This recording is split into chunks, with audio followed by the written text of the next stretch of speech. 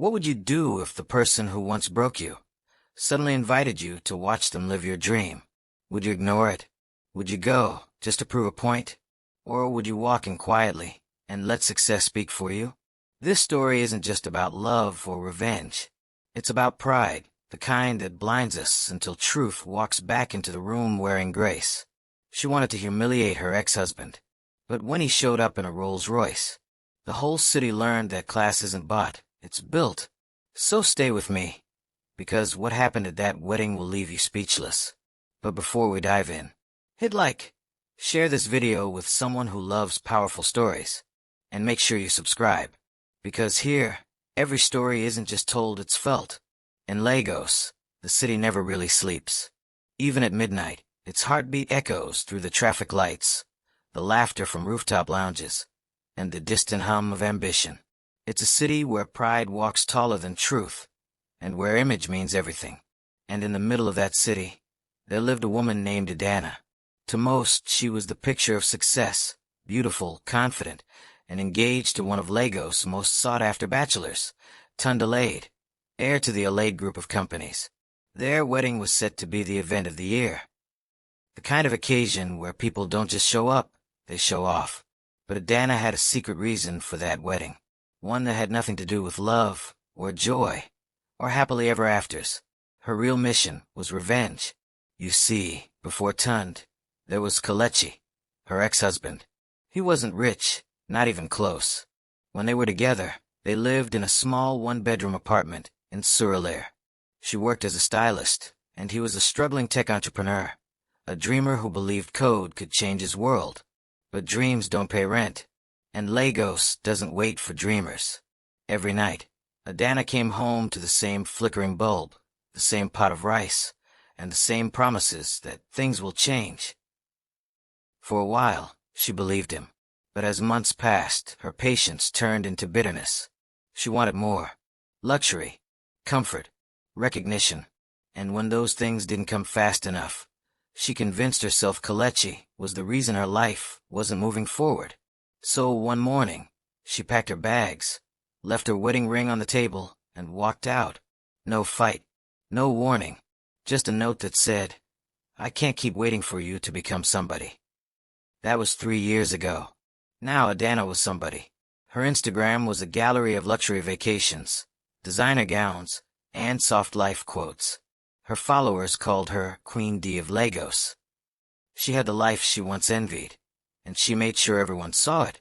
But sometimes, even after all the filters and fame, she still scrolled through old pictures. Pictures of a man who once looked at her like she was his whole world. And deep down, in that quiet corner of her heart that no camera could see, she wanted him to see her now, to see how far she'd come, to see what he lost. So when the wedding planner asked if there were any special guests she'd like to invite, Adana smiled, a cold, calculated smile. "Yes," she said. "Add one more name." The planner looked up. "Who?" Adana picked up the pen and wrote it herself. "Kelechi Nwosu. Send him a first-class invitation," she added.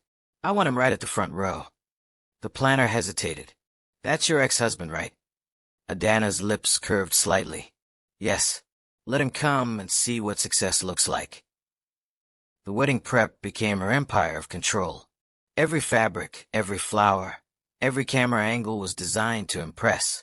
The venue, Eco Pearl Towers, overlooking the Atlantic, was covered in gold drapes and crystal chandeliers. She wasn't just planning a wedding. She was planning a performance. The bride, the star. The groom, the prize. And the ex-husband, the audience. But across town, life was very different for Kelechi. He still lived quietly in Lagos, though no one quite knew where. After Adana left, he disappeared from social media, stopped attending mutual friends' events, and focused solely on rebuilding himself. The man everyone pitied was gone, replaced by someone who worked in silence. He coded through sleepless nights, worked with foreign clients, and slowly built something most people didn't even know existed: Xenix, a tech company that started with just his old laptop and a dream. While Adana was chasing the life that looked rich, Kelechi was building the life that was rich. But he never flaunted it. He wore plain shirts, drove a black SUV with tinted glass, and avoided gossip. His new life was quiet, until one afternoon, a gold-plated envelope arrived at his office. He opened it slowly. Inside was an invitation card, bold, fancy, expensive. The Royal Union of Adan Wobi and Tundalade. At the bottom of the list, in perfectly printed letters, Guest of Honor, Kelechi Nwosu. Front row seat. He stared at the card for a long time. No anger, no bitterness, just silence. Then a small smile curved his lips. "So, this is how life comes full circle," he whispered. That night, he sat alone in his apartment, thinking. Memories of the past flashed in his mind. Her laughter, her frustration, the day she left. It no longer hurt, but it reminded him of something. Some people only learn through contrast. He didn't need to prove himself to her. But maybe, just maybe, showing up would be enough. The next morning, he called his assistant. "Cancel my flight to Dubai," he said calmly. "Yes, sir," the assistant replied. "Anything else?" "Yes. Call Rolls-Royce Lagos. Tell them I'll need the Phantom, black, polished, no chauffeur branding. And send a message to my tailor. I need something classic. Not loud, just powerful." As the days passed, Lagos buzzed with news of the upcoming wedding. Influencers hyped it. Blogs counted down. It was all anyone could talk about. Adana was glowing. Or at least she looked like she was. Inside, she was restless. Every night, she stared at her phone, scrolling through social media, waiting for some sign from him. Would he come? Would he dare? Would he watch her become Mrs. Alade from the front seat, regret dripping down his face? She wanted him there. She wanted him to feel small. But what she didn't know was that the man she thought was still poor, still broken, had quietly become one of Lagos' youngest millionaires.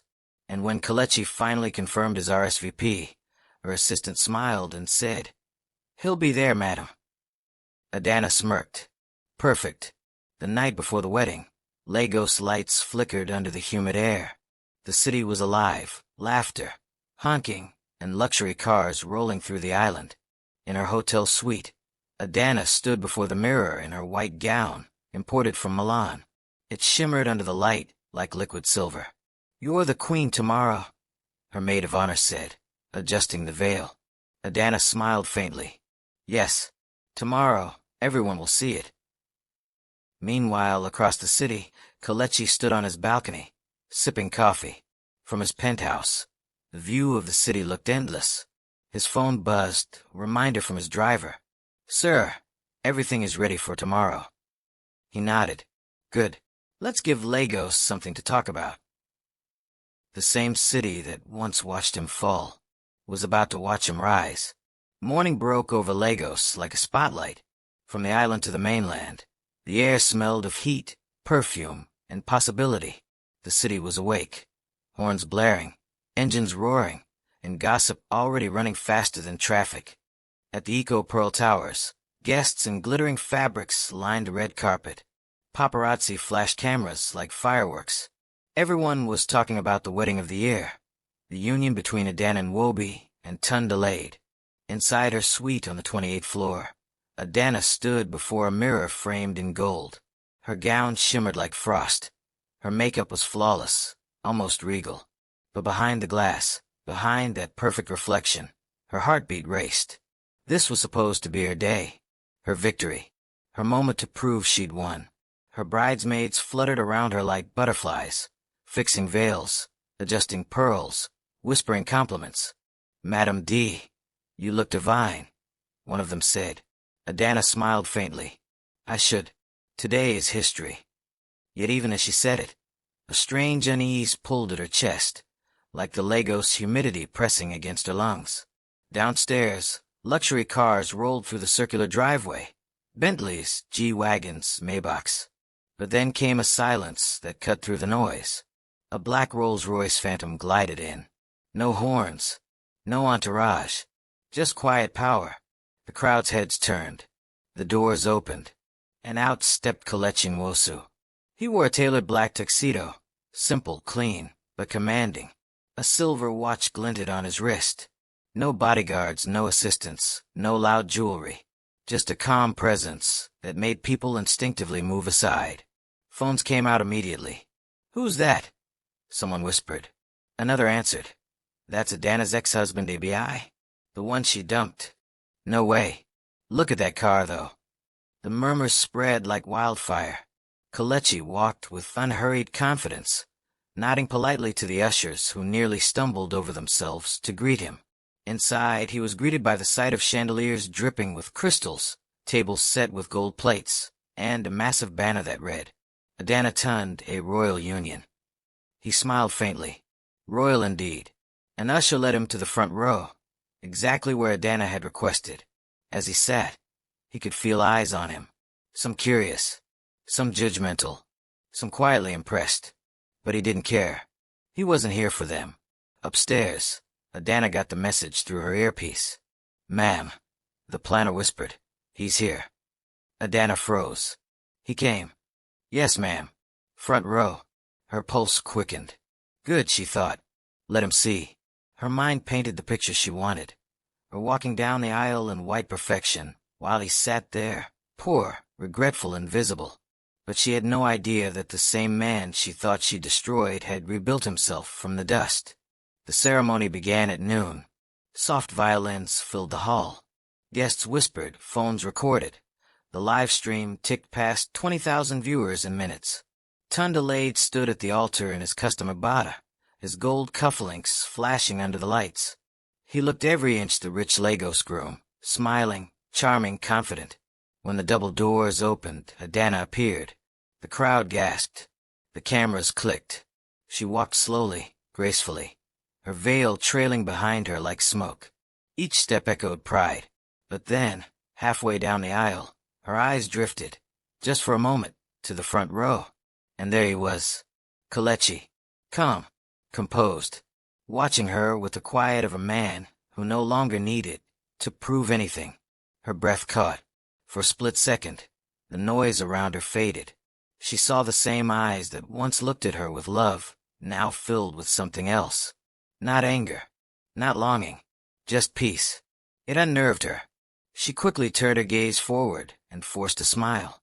The ceremony continued.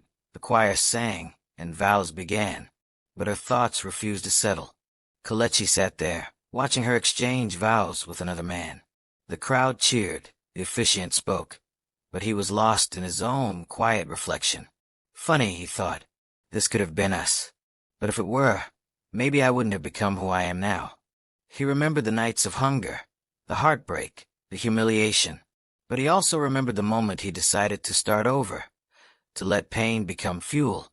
And now, that pain had brought him here, not to gloat, not to show off, but to see how life completes its circle. After the vows, the music swelled, and guests stood to applaud. The couple turned to face their audience. That was when Adana's eyes met Kelechi's again. He smiled faintly and nodded once. It wasn't arrogance. It was acknowledgement.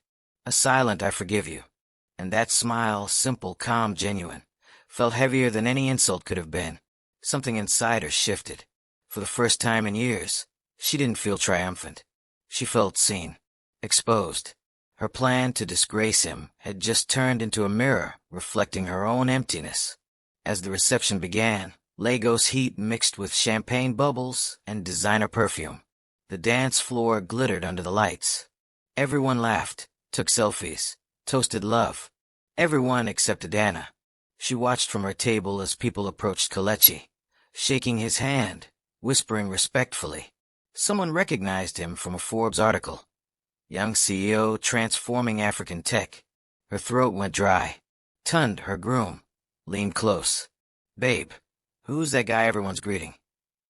She hesitated. "Just someone I used to know." "He looks familiar," Tund said. "I think I saw him at a business summit last year. Xenix, right?" Adana's chest tightened. You know his company." "Of course. He's doing major things. U.S. investors, fintech innovations. Guy's a genius." "Why?" She forced a smile. No reason. But her stomach churned. The man she invited to shame had quietly built an empire, and she had no idea. As the evening rolled on, photographers circled, guests danced, but her mind was somewhere else, trapped between pride and regret. Every laugh felt louder than usual. Every glance toward Kelechi burned hotter. She had built her world on appearances, and now reality was dismantling it, one truth at a time.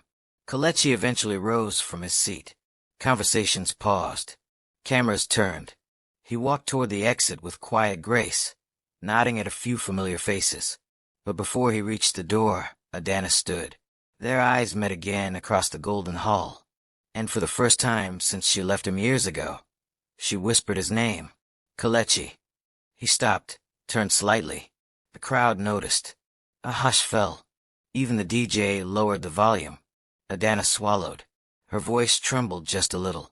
Can we talk? He looked at her for a long moment, then nodded. Of course. They stepped outside, away from the cameras, onto the balcony overlooking the lagoon. The night air was warm, carrying the scent of salt and city smoke. For a while, neither spoke. Just the hum of Lagos below them. Finally, she said softly, "You weren't supposed to come." He smiled. "I was invited." "That was a mistake," she whispered. "Maybe," he said, "but sometimes mistakes lead us back to truth." She turned to him, eyes glistening. "You weren't supposed to be like this. I thought you'd still be struggling." Kelechi chuckled quietly. A lot can change in 3 years. Adana lowered her gaze. "You must hate me." "No," he said gently. "I don't." Her shoulders sank. The weight of her choices pressed down like never before. The city hummed beneath them. From the balcony, Lagos looked like liquid gold. Streetlights reflecting on the lagoon. Cars crawling across bridges. Music spilling from bars along the island. Adana stood with her back to the hall, veil fluttering in the breeze. She could hear laughter inside, but none of it reached her. Not tonight. Not after seeing him again. "Kelechi," she said, her voice almost lost to the wind. "I need to ask you something." He looked at her patiently, hands in his pockets. "Go on." She swallowed. "When I left, did you ever hate me?" He paused, then smiled faintly. "For a while, yes. But not for leaving. For giving up on who we could have been." Her eyes glistened. "I thought I was doing the right thing. I thought if I stayed, I'd drown." "And you might have," he said softly. "But sometimes we run from storms that were meant to water us." She stared at him, tears breaking through the mascara. The city below blurred. "You changed so much. You're not the man I knew." Kelechi nodded slowly. "Maybe I finally became the man I was supposed to be." For a while, silence. Just the sound of the waves hitting the shore. Adana took a step closer. "I invited you here to hurt you, to remind you that I won. But when I saw you walking," she stopped, shaking her head. "It was like seeing everything I lost staring back at me." He turned toward the lagoon. "You didn't lose me, Adana. You just left before I bloomed." Her lips trembled. "You have no idea how many nights I regretted it." He looked at her, his eyes kind but firm. "Maybe you did, but regret doesn't rebuild what pride destroys." Inside, the DJ switched songs. The bass pulsed through the glass doors, distant but alive. Adana leaned against the railing. "Tun doesn't know the real me," she whispered. "He knows the version that smiles for the cameras. But you saw the part one tried to hide. The fear, the impatience." Kelechi exhaled slowly. "And I love that version, Adana. I loved you when you had nothing to prove." Her breath hitched. "And now," he smiled sadly, "now I wish you peace." She stared at him for a long time, searching for the anger she thought she'd find. There was none. Only grace, steady, unbothered, complete. And in that moment, Adana realized the real disgrace wasn't poverty. It was emptiness dressed in luxury. Her voice cracked. "You forgave me before I even apologized." Kelechi nodded. "Because forgiveness isn't for you. It's how I kept my soul from becoming what hurt it." Tears spilled down her cheeks. "I don't deserve that kind of mercy." He smiled gently. "None of us do, but we give it anyway." From inside, Tun called out, "Babe, they're about to cut the cake." Adana wiped her tears quickly. "I'll be right there." Kelechi stepped aside, giving her room to walk back. "Go," he said quietly. "This is your day." She looked at him one last time. You could have shown off. You could have made me small. But you didn't. Why? He chuckled softly. Because winning isn't about making someone else lose. It's about walking away free. She nodded slowly, heart heavy. Thank you for coming. He gave a small bow. And thank you for leaving. She frowned slightly. What do you mean? Because if you hadn't, he said, I might never have found myself. Then he turned and walked away. The sound of his footsteps faded into the hum of the city, measured, confident, peaceful. The black Rolls-Royce waited at the curb, its chrome reflecting the wedding lights like stars. As he entered, the driver opened the door silently. Back to the office, sir? Kelechi looked once more toward the glowing towers behind him. No, he said quietly. Drive. The car glided off, disappearing into the Lagos night, leaving only whispers and wonder in its wake. Inside, Adana returned to the hall. The guests cheered, cameras flashed, the cake glittered beneath the chandeliers. She smiled on cue, but her heart was somewhere else, on that balcony, in the eyes of the man she once underestimated. Every word he'd said replayed in her head, like an echo she couldn't silence. Sometimes we run from storms that were meant to water us.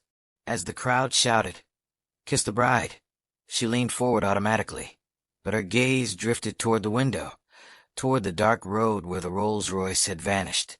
And in that moment, she felt something break, not in pain, but in release. Weeks later, Lagos had moved on. The wedding trended for a day, then faded beneath the next scandal. But Adana changed quietly. She stopped posting every luxury moment online.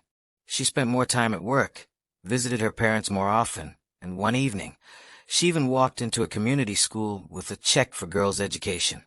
When asked why, she simply said, "Because someone once forgave me when I didn't deserve it." As for Kelechi, life went on. Xenix expanded into new countries.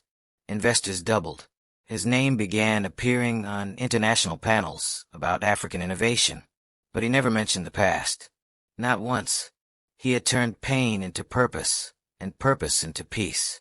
And though their roads no longer crossed, somewhere deep down, Adana knew he had taught her something that wealth never could. In a city obsessed with appearance, we often forget what true value looks like. Adana believed that success was measured by what she could show, not who she could be. But Lagos, like life, has a way of reminding us that pride built on other people's pain will always collapse. You see, Kelechi didn't need revenge. He didn't need applause. Because silence is what real power sounds like. He forgave her, not to make her feel better, but to stay free of the chains that anger forges.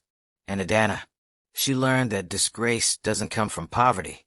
It comes from losing yourself while trying to impress people who were never watching. In the end, it wasn't the Rolls-Royce that won the story. It was peace. It was grace. It was growth. Because sometimes, life doesn't clap when you rise. It just watches quietly to see if you'll stay humble when you do. You don't need to humiliate anyone to prove your worth. True success is when your past can walk into the room, and you don't need to flinch. Sometimes, life doesn't shout when it teaches. It whispers. And in that whisper, we find truth. You see, the real victory wasn't the car or the money. It was peace, the kind that doesn't need applause. Because revenge fades, but growth leaves a mark. So tell me, where are you watching from tonight? Drop your country in the comments. I'd love to know how far this story has reached. And if this story moved you, don't just scroll away. Like, share, and subscribe.